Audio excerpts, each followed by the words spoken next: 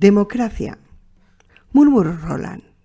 Se echó el ala del sombrero hacia atrás, se rascó la frente y suspiró. Pero si los 6 llegamos a un acuerdo, en especial Sai Oberholzer, se detuvo con brusquedad y miró con cierta incomodidad a Jake. ¿Qué? ¿Qué he dicho?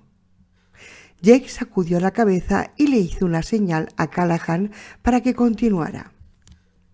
Si los 6 llegamos a un acuerdo, puede decirse que es pan comido. Eddie cerró los ojos, como si se sintiera transportado. Vuélvalo a decir, amigo. Callahan lo miró, desconcertado e incómodo. ¿El qué? Pan comido, o cualquier cosa de su dónde y su cuándo. Hizo una pausa. Nuestro lado del gran K. Callahan lo meditó unos instantes y luego comenzó a sonreír. No me des la lata, dijo. Me fui de picos pardos, pelillos a la mar. A buenas horas mangas verdes. Estoy a 2 velas. Soy más chulo que un 8. Me persiguen en la noche por el callejón de las almas perdidas. ¿Así está bien? Roland parecía desconcertado, tal vez incluso un poco aburrido, pero la cara de Eddie Dean era el vivo retrato de la felicidad. Susana y Jake parecían atrapados entre la diversión y una especie de tristeza inesperada y evocadora. «No pare, tío», pidió Eddie con voz quebrada y un gesto con ambas manos. «Venga, tío». Parecía como si un nudo le atenazara la garganta. «Que no pare, tío». «Tal vez en otra ocasión», contestó Callahan con delicadeza. «Ya nos sentaremos en otra ocasión y tendremos nuestra charla sobre esos sitios y su forma de hablar. Hablaremos del béisbol, si a bien tienes. Sin embargo, ahora el tiempo apremia». «Mucho más de lo que crees, quizá», sentenció Roland. «¿Qué es lo que queréis de nosotros, ahí, Callahan? Y, por favor, ve al grano, pues ya te he explicado de todas las maneras posibles que no somos unos vagabundos con los que sus amigos puedan entrevistarse y luego contratarlos como hacen con sus peones o los viajeros errantes de su montura. Por ahora, lo único que os pido es que os quedéis donde estáis y me permitáis traéroslo», contestó. «Está Tian Jadford, el responsable de que nos encontremos aquí, y su mujer Thalia. También Oberholzer, el más difícil de convencer de que os necesitamos».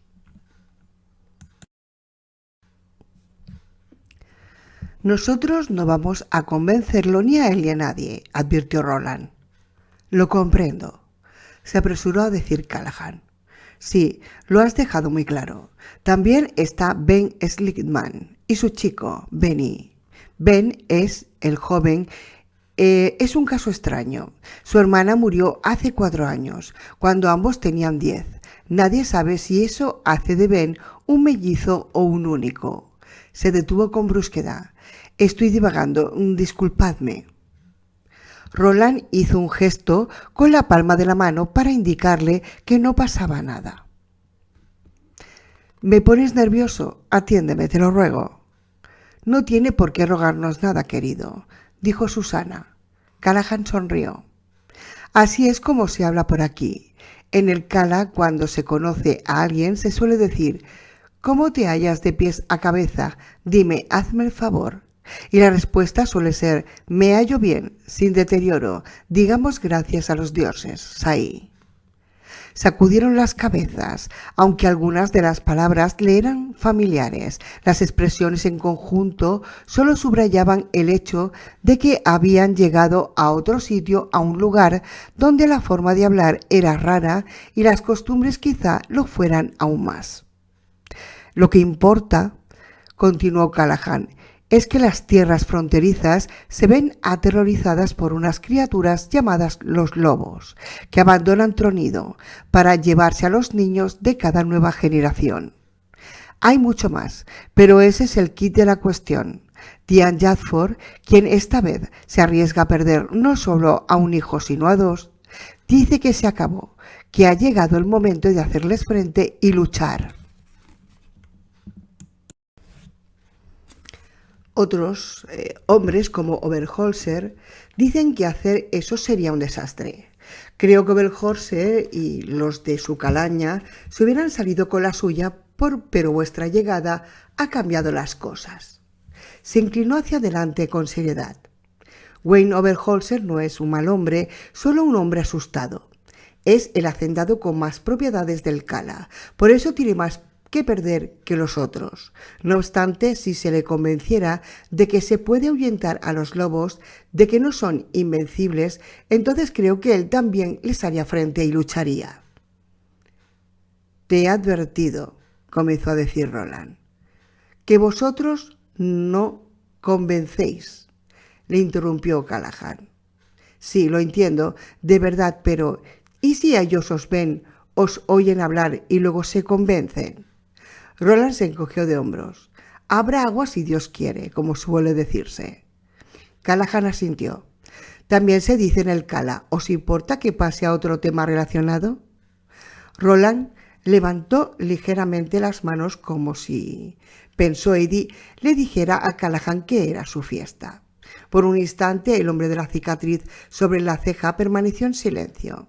Cuando volvió a hablar, lo hizo con apenas un hilo de voz. Eddie tuvo que inclinarse hacia adelante para oírlo. Tengo algo que vosotros queréis, que tal vez necesitéis. Creo que ya os ha alcanzado. ¿Por qué dices eso?, preguntó Roland. Callahan se mojó los labios y solo pronunció una palabra. Exotránsito. 9. ¿Y bien?, insistió Roland. ¿Qué ocurre con el exotránsito? ¿No has entrado? Callahan pareció inseguro de sí mismo por unos instantes. ¿Ninguno de vosotros habéis entrado? Pongamos que lo hayamos hecho, dijo Roland. ¿Qué tiene que ver eso contigo o con los problemas de ese sitio que llamas el Cala? Callahan suspiró. Aunque todavía era temprano, parecía cansado. Esto es más complicado de lo que había imaginado, confesó. Bastante más. Sois mucho más... ¿Cuál es la palabra? Ingeniosos, supongo. Más geniosos de lo que esperaba. Lo que esperaba encontrar era viajeros errantes de montura raída, gatillo rápido y cabeza hueca. ¿Era eso más o menos?, preguntó Susana. Parecía enojada. Bien, pues le ha salido el tiro por la culata, cielito. De todas formas, puede que seamos viajeros errantes, pero no tenemos monturas. Nos hacen falta monturas si no hay caballos. Os hemos traído caballos, dijo Callahan, y con eso bastó. Roland no lo comprendía todo, pero creyó que sabía lo suficiente para hacerse una idea clara de la situación. Callahan se había enterado de que ellos se acercaban, de cuántos eran y de que iban a pie en vez de a caballo. Unos espías podrían haberle informado de parte de aquello, pero no del todo. Y lo del exotránsito. El hecho de que supiera que todos o algunos de ellos habían entrado en exotránsito. En cuanto a lo de la cabeza hueca, puede que no seamos el cuarteto más brillante del universo, pero... Susana se detuvo de pronto con un estremecimiento y se llevó las manos al vientre. —¿Sus? —dijo Eddie, preocupada al instante. —Sus, ¿qué te pasa? ¿Estás bien? —Solo son gases —contestó, y le dedicó una sonrisa. Roland pensó que aquella sonrisa no parecía demasiado sincera y creyó ver unas finas arrugas de tensión en el contorno de los ojos. Anoche comí demasiados bollos de bola, y antes de que Eddie le pudiera hacer más preguntas, Susana volvió a centrar su atención en Callahan. ¿Tenía algo más que decir? Pues dígalo, cielo. Muy bien, accedió Callahan. Posee un objeto de gran poder, aunque todavía se encuentra a muchas ruedas de mi iglesia del Cala. Donde oculto dicho objeto, creo que yo ya os he alcanzado. Provocar un estado de exotránsito en solo una de las cosas que puede hacer. Respiró hondamente y dejó escapar el aire. Y Si nos prestáis el servicio que os solicito, pues el Cala también es mi pueblo, ¿sabéis? Donde espero acabar mis días y ser enterrado, os entregaré esa cosa. Por última vez, te pediría que no volvieras a hablar así, le instó Roland. Su tono fue áspero que Jake se volvió para mirarlo con consternación. Me deshonra a mí y a mi Ted. Estamos obligados a hacer lo que nos pidáis. Si juzgamos que tu Cala está en el blanco y que aquellos a los que llamáis lobos son agentes de la oscuridad exterior o disecradores de la haz, si lo prefieres, no recibiremos recompensa alguna por nuestros servicios y no debes ofrecerla. Si lo hubiera hecho uno de tus compañeros, ese al que llamas Tian o a ese otro al que llamas Oberholzer. Eddie pensó en corregir la pronunciación del pistolero, pero decidió mantener la boca cerrada. Cuando Roland estaba enojado, por lo general, lo mejor era quedarse calladito. Sería distinto. Puede que lo único que conozcáis sean las leyendas, pero tú, Sai, como mínimo posees un libro al que deberías haberle prestado mayor atención. Te dije que lo nuestro es el plomo y lo sigo manteniendo, pero eso no nos convierte en pistoleros a sueldo. Está bien, está bien. En cuanto a esa cosa que tienes, prosiguió Roland, alzando la voz e imponiéndose a la de Callahan. Te gustaría deshacerte de ella, ¿verdad? Te aterroriza, ¿no es cierto? Aunque decidamos pasar de largo su pueblo, nos rogarías que nos las lleváramos, ¿verdad? ¿Verdad? Sí, confesó Callahan con abatimiento.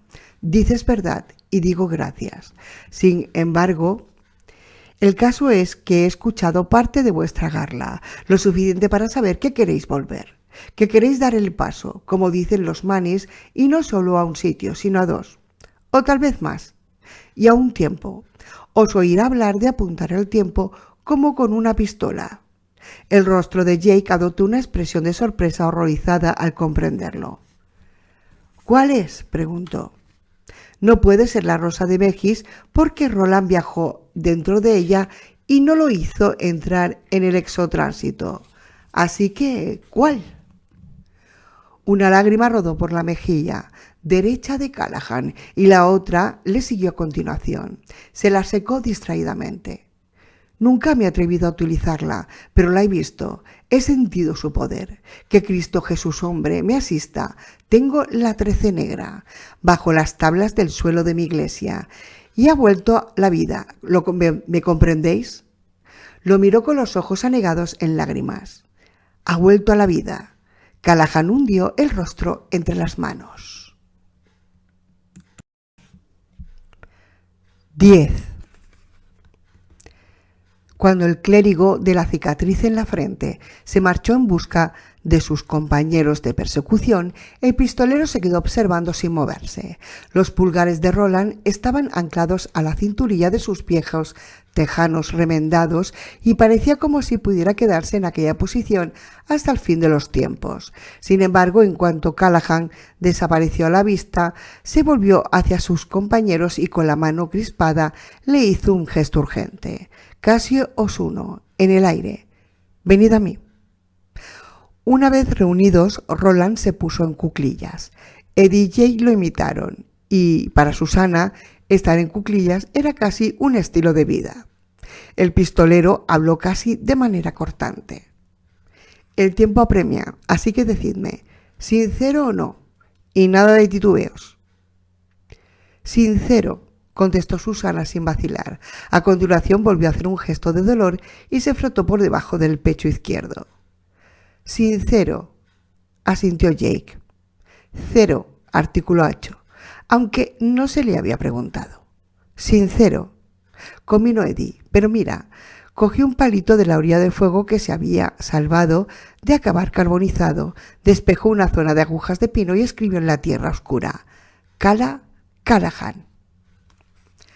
¿Un encuentro en la tercera fase?, preguntó Eddie. A continuación, viendo el desconcierto en el rostro de Susana, añadió: ¿Es una coincidencia o significa algo de verdad? ¿Quién sabe?, observó Jake. Todos hablaban en voz baja con las cabezas juntas sobre las letras escritas en el suelo. Es como lo del 19. Creo que se trata de una coincidencia, opinó Susana. No todo lo que nos encontremos en el camino tendrá que ser K, ¿no? A ver, ni siquiera suenan igual. Y las pronunció primero Kala, llevando la lengua al paladar para articular la primera A, con gran claridad, y luego Callahan, llevando la lengua hacia abajo para que la primera A sonara más parecida a una E. En nuestro mundo, Kala es una palabra española. Como muchas de las palabras recuerdas de Megis Roland, significa calle o plaza, creo. No me hagáis mucho caso, porque el español del instituto me queda años luz, pero si estoy en lo cierto, usar la palabra como prefijo para el nombre de una población o para varias, como parece ser por estos andurriales, tendría bastante sentido. No encaja a la perfección, pero se acerca bastante. Por otro lado, Callahan se encogió de hombros. ¿Qué es? ¿Irlandés? ¿Inglés? Español no, eso seguro, afirmó Jake. Pero lo del 19... A la mierda con el 19, intervino Roland con brusquedad. No es el momento para jugar con numeritos. Volverá dentro de nada con sus amigos y antes debería hablar con vosotros antes de otro tema. ¿Crees que puede tener razón en lo de la 13 negra? Preguntó Jake. Sí, asintió Roland. A juzgarlo por lo que de anoche que ocurrió a Eddie y a ti, creo que la respuesta es que sí. Si tiene razón, es peligroso para nosotros tener una cosa así, pero debemos tenerla. Temo que esos lobos de tronido se nos adelanten. No importa, por fuerza eso no debe preocuparnos ahora. Sin embargo, Roland parecía muy preocupado. Volvió la vista hacia Jake. Diste un respingo cuando oíste el nombre del hacendado. Tú también, Eddie, aunque disimulaste mejor. Lo siento, se disculpó Jake.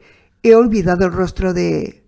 Ni una pizca, lo interrumpió Roland, a menos que yo también lo haya hecho, porque yo también he oído ese nombre y no hace mucho, aunque no recuerdo dónde. A continuación añadió con cierta reticencia. Me estoy haciendo viejo. Fue en la librería, aclaró Jake. Cogió su bolsa. Se peleó con nerviosismo con las correas y la desanudó. La abrió mientras hablaba. Era como si tuviera que asegurarse de que Charlie el Chuchú y Adivina Adivinanza seguían allí. No se habían desvanecido. El restaurante de la mente de Manhattan. ¿Es tan extraño? Me ocurrió una vez y observé cómo me ocurría una segunda. Eso habría sido un buen acertijo. Roland esbozó un fugaz gesto haciendo girar su menoscabada mano derecha para decirle que continuara y que espabilara. El señor Torre se presentó, dijo Jake, y a continuación yo hice lo mismo. Jake Chambers, dije, y él dijo... Buen nombre, colega, lo interrumpió Eddie. Fue eso. Luego añadió que Jake Chambers le sonaba el nombre del héroe de una novela del oeste. El tipo que se presenta en Black Fork, Arizona, limpia la ciudad y sigue su camino, recordó Jake, y a continuación algo de Wayne D. Oberholzer, quizá. Miró a Susana y lo repitió. Wayne D. Oberholzer. Y si dices que es una coincidencia, Susana... Una sonrisa de oreja a oreja le iluminó el rostro. Entonces ya puedes besarme el culo de chico blanco. Susana rió. No hace falta, lengua sucia. No creo que sea una coincidencia. Y cuando conozcamos al amigo granjero de Callahan, pienso preguntarle cuál es su segundo nombre. Doy fe con mi sello que no solo comenzará por D, sino que además será algo como Dean o Dane, de 4 letras. Devolvió la mano bajo el pecho. Estos dichosos gases, lo que daría por unas sales de frutas o incluso una botella de... Volvió a interrumpirse. Jake, ¿qué ocurre? ¿Qué pasa? Jake sostenía a Charlie el chuchú entre sus manos y estaba más pálido que un muerto. Tenía los ojos abiertos de par en par, desconcertado. A su lado, Acho gimió intranquilo. Roland se inclinó para echar un vistazo y también abrió los ojos. «¡Por todos los dioses!», exclamó. Eddie y Susana también le echaron un vistazo. El título era el mismo, la ilustración era la misma. Una locomotora antropomórfica echando humo colina arriba, con una sonrisa en el quitapiedras y un ojo jovial por faro. Sin embargo, las letras amarillas de debajo, relato e ilustraciones de Beryl Evans, habían desaparecido. No había créditos. Jake le dio la vuelta al libro y comprobó el lomo. Rezaba Charlie el Chuchú y Macaulay House, editores, nada más. Al sur de donde estaban oyeron unas voces. Callahan y sus amigos se aproximaban. Callahan del Cala, Callahan del Lot. También se había presentado de aquel modo. La página del título, cielo, le premió Susana. Mira ahí, rápido. Jake lo miró. De nuevo solo aparecía el título del relato y el nombre del editor, aquella vez con el logotipo. Comprueba la página de derechos, sugirió Eddie. Jake pasó la página. Allí, en el dorso de la página del título y junto a la cara donde comenzaba el relato, aparecía la información sobre los derechos de reproducción, salvo que, en realidad, no había información alguna. Solo se leía Copyright 1936. Unos números que sumados daban 19. Lo que quedaba estaba en blanco. 5. Oberholzer. 1. Susana tuvo la oportunidad de observar todo lo que quiso y más de aquel día largo e interesante, en parte porque Roland se le ofreció y en parte porque después de que su indisposición matutina hubiera pasado, volvió a sentirse ella misma. Justo antes de que Callahan y su grupo se acercaran lo suficiente como para oírlos, Roland le murmuró: «No te alejes de mí, ni una palabra salvo que te lo indique. Si te toman por mi Shevin, que así sea». En otras circunstancias habría tenido pronta alguna respuesta descarada ante la idea de ser la pequeña y silenciosa esposa segundona de Roland. Su recurso nocturno, pero aquella mañana no había tiempo y en cualquier caso se alejaba mucho de ser un tema sobre el que bromear. La seriedad de su rostro lo dejaba claro. Además, el papel de la segundona leal y callada le atraía. A decir verdad, cualquier papel le atraía. Ya de niña, rara vez, se sentía más feliz que cuando fingía ser otra persona. Lo que seguramente explica todo lo que le vale la pena que sepas de mi cielo, pensó. «¿Susana?», preguntó Roland. «¿Me has oído?» «Te he oído bien», contestó. «No te preocupes por mí. Si la cosa va como espero, ellos apenas te verán. En cambio, tú a ellos mucho más». Como mujer negra que había crecido en los Estados Unidos de mediados del siglo XX, Odetta había reído y aplaudido su manera El hombre invisible de Ralph Ellison, a menudo balanceándose adelante y atrás en la silla como alguien al que le ha visitado una revelación. Susana sabía con exactitud lo que Roland quería y se lo daría. A una parte de ella, la rencorosa Odetta Walker, siempre le molestaría el ascendiente que Roland ejercía sobre su corazón y su mente. Sin embargo, la mayoría de las veces lo aceptaba por lo que era, el último de su estirpe, tal vez incluso un héroe.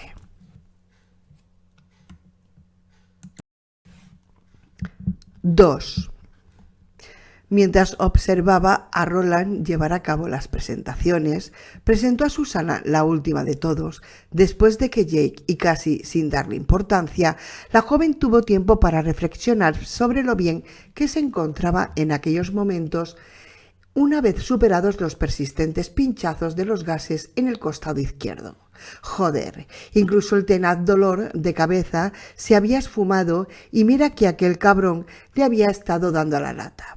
A veces en la nuca, otras veces en las sienes y otras sobre el ojo izquierdo, como una migraña disponiéndose a salir del cascarón. durante más de una semana, sin olvidar las mañanas, claro. No había mañana que no sintiera náuseas agravadas por un tembleque de piernas durante la primera hora más o menos. No vomitaba, pero durante esa primera hora siempre se sentía al borde de hacerlo.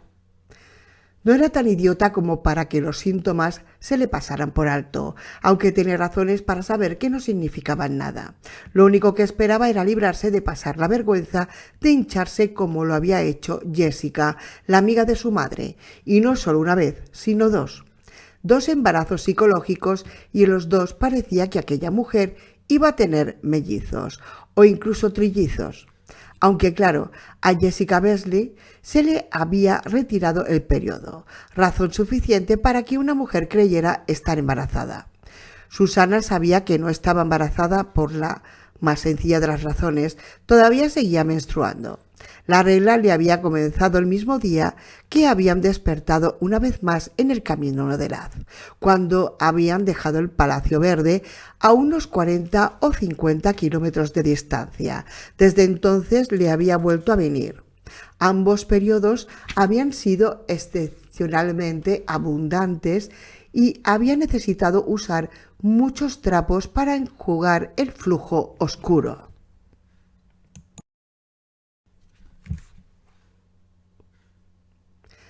Las reglas anteriores no habían sido tan fecundas en sangre. Algunos meses apenas alcanzaban unas cuantas manchas de lo que su madre llamaba las rosas de una dama. Aún así, no se quejaba porque, antes de llegar a aquel mundo, sus reglas solían ser dolorosas y de vez en cuando insoportables. Las 2 que había tenido desde que había regresado al camino de Laz no la habían molestado en absoluto, si no hubiera sido por los trapos empapados que enterraba con esmero a uno u otro lado del camino. No se habría enterado de que la tenía. Tal vez fuera a causa de la pureza del agua. Por descontado sabía qué significaba todo aquello. No hacía falta ser un científico de la NASA, como a veces decía Eddie, el batiburrillo de sueños delirantes que no era más que capaz de recordar la debilidad y las náuseas matutinas, los dolores de cabeza pasajeros, los ataques de gases de extraña intensidad y los calambres ocasionales. Todo se reducía a lo mismo. Quería tener un bebé de él. No había otra cosa que deseara más en el mundo que un crío de Eddie Dean que creciera en su vientre. Lo que no quería era hincharse a causa de un humillante embarazo psicológico. Todo eso no importa ahora, pensó, mientras Callahan se aproximaba con los demás. Ahora mismo lo que tienes que hacer es observar. Tienes que lograr ver lo que Roland, Eddie y Jake no ven. Así no se nos escapará nada. Y creyó poder llevar a cabo aquella tarea sin esfuerzo alguno. En realidad, jamás en la vida se había sentido mejor.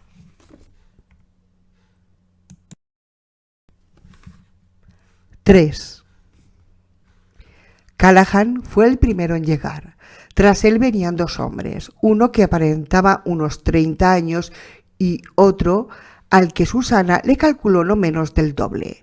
El mayor tenía unas mejillas rollizas de que allí a unos 5 años se convertiría en unos carrillos colgantes y unas arrugas que abrían un surco desde los flancos de la nariz hasta la barbilla. Arrugas del que está acostumbrado a mandar.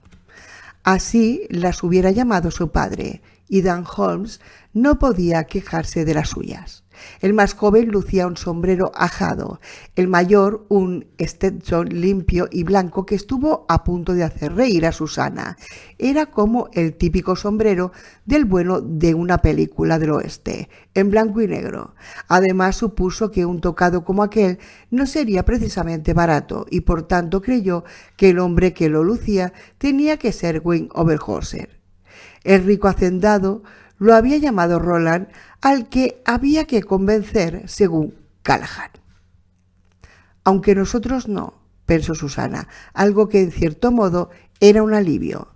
Los labios apretados, los ojos ladinos y sobre todo aquellas profundas arrugas que hendían la piel. Tenía otra que le partía las cejas, justo sobre los ojos. Sugerían que Cy Overholser sería un hueso duro de roer a la hora de convencerlo. Detrás de aquellos dos personajes, exactamente detrás del más joven de los dos, había una mujer alta y bien parecida, y aunque no era negra, su piel era casi tan oscura como la de Susana. Custodiando la retaguardia llegaba un hombre de mirada seria, con gafas, ropas de granjero y un chico que se le daba un aire, tal vez 2 o 3 años mayor que Jake. Era imposible no reparar en el parecido entre ellos. Tenían que ser Stillman, el viejo y el joven. Puede que el chico sea mayor que Jake, pensó Susana, pero la verdad es que no tiene pinta de ser muy listo. Cierto, aunque no por ello algo malo. Jake había visto demasiadas cosas para un chico que todavía no había entrado en la adolescencia y también las había hecho. Oberholzer miró sus armas. Roland y Eddie llevaban los enormes revólveres con la empuñadura de sándalo. La Ruger de 44 neoyorquina colgaba bajo la axila de Jake en lo que Roland llamaba un agarradero. Y luego a Roland. Hizo un saludo con un gesto mecánico. El puño medio cerrado merodeó cerca de la frente. No hubo reverencia. Si a Roland le ofendió aquello, su rostro no delató emoción alguna. Lo único que revelaba su expresión era interés por cortesía. «Salve, pistolero», lo saludó el hombre que caminaba junto a Oberholzer, y este sí que hincó una rodilla en el suelo con la cabeza inclinada y la frente descansada en el puño. «Soy Diane Jadford, hijo de Luke. Esta señora es mi mujer, Thalia». «Salve», devolvió el saludo Roland. «Permítame ser Roland para usted, si a bien tiene, que sus días sean largos en la tierra, Sai Jadford».